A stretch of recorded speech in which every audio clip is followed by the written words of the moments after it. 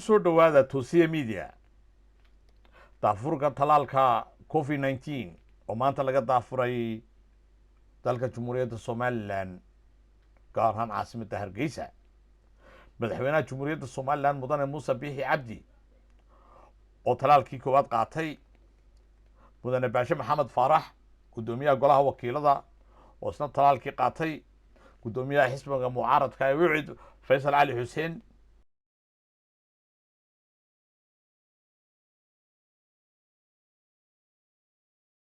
الحمد لله إلهي وما هذا ما أنت واحد بلابنا التلال كي كورونا وحيودي أري وزارة العافية إلا قبل بالعابه ضدك حق هروب تاجن للدجالن كحرون كان بعض العافية كإذا ماذا يضدك نقول أما ده أما عذر جار كعقبة ترى إنه تبي وير تعي وابنه لكن وحرشين هذي على هذا إنه ترى ذاك الجار نحسوه هلا أنت تنسقطه وأقوم هذا غيرنا وزارة العافية كديار جرو سيدا قرشي سنة وديار جودي ترى الكوارع وقعتي وحلقة بغضاء ماله مرة القدرية دريب ميسد عنت إلا القدرية كله وحال لي وحشك هو لي هنا مشرت أدوك رأس فرعسي مرة هذاك الشك قبة إلى وحضا غلطان هذي مريكا تاي هذي يرتوى وحال سرعة عينه يهاي بقول كيا بقول من الآن بريء وحيرين بقول كيا سديت هنا واحترمه سادر هذا وحنكو ترينا إياه إنه قرار هانكو تشانه داق يجيبوا حين هلا إنه نصاب صنّات تيرو شاتيسا عددك أنتي سبدان قاعدة تانا قدال قرشة هذا وحكيري دورة وزارة عافمات كايا وضه ومن قالوا كتير صار دونتا تيرو ذن أوبا هناي إلا دونه إلا قتل الأرض كسبانك الله ما بحصله وإنه قاعدنا وهدي العقل أوبا هذا وإنه هلا كرنا قراهان سكذا إنه قرأ نقول فلان إنه ما تذكر كل بلادنا هدي ذلك سكذا سمعت السوق جاية إنه يجيب سنة أردن talaalkan uu ka badanaya taasina gool doon hadii la yiraahdo ilaahayna waxaanu ka rajaynayaa roobkii inuu ilaahay abaarta naga saaro iyo cudurrada aad iyo aad waxaan ugu dadaalaynaa dhibaato badan boo cudurka inagu haya uu soo laba kacleeyay xoog buu socdaa maalin walba tacsida iyo xabaaran ka galana waxaan ku dardaarayaa dadku qofka buka in la baaro oo la ogaado hadduu hayo cudurka koofirka si aaskiisa iyo sida loo habeerka loo badbaadinayo wasaaradda caafimaadka lagu wareejiyo dhibaatooyin haysta waxa weeye qofku uu bukoonaya uu dhintay baa la odhanayaa lama hubo in uu dilay isaga iyo kale hadduu cudurkani dilay intii maydhay iyo intii guriga la joogtay iyo intii ka qayb gasho dhan khatar ku jirta marka waxaan ku talinayaa meel kasta oo la joogo qofku markuu xanuunsado in la baaro oo haddii cudurka laga helo gobol kasta iyo degmo kasta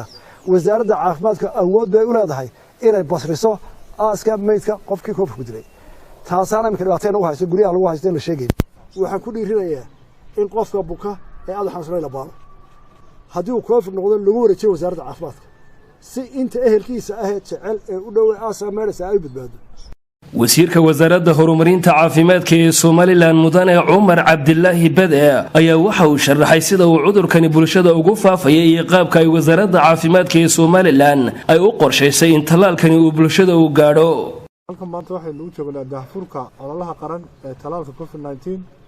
waxaan aad iyo aad ugu mahadcelinayaa madaxweynaha Jamhuuriyadda Somaliland oo hadda talaalkii qaatay sidoo sheegayna cilmi ahaanna waa la xaqiijiyay waxtarka uu talaalkan leeyahay waana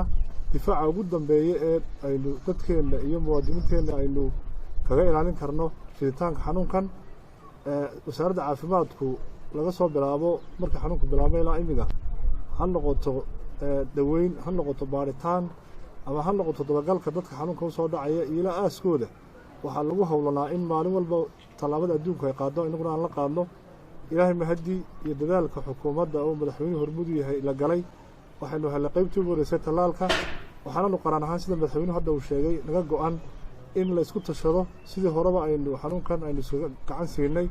oo aynu muwaadin walba oo u baahan talaalkan aynu gaarsiin doono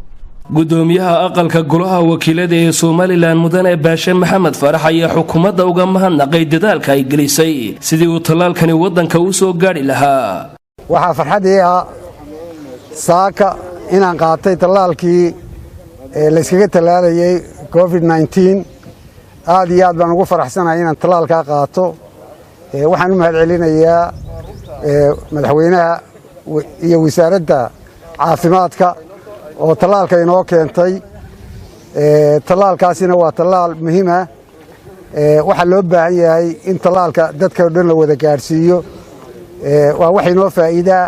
tallaalkana in la qaato gudoomiyaha xisbiga mucaaradka ee ucid injineer faysal cali waraabe iyo gudoomiyaha ku-meelgaadhka ee xisbiga mucaaradka ee wadani cabdiqaadir ismaaciil jirde ayaa soo dhoweeyey ololahan qaran ee tallaalkan hadda ay talaaleen alxamdulilah rabbil caalamiin ilaahay caafimaadka nagu siiyo waxa iga horeeyay madaxweynaha iyo wasiirka caafimaadka ayaa iga horeeyey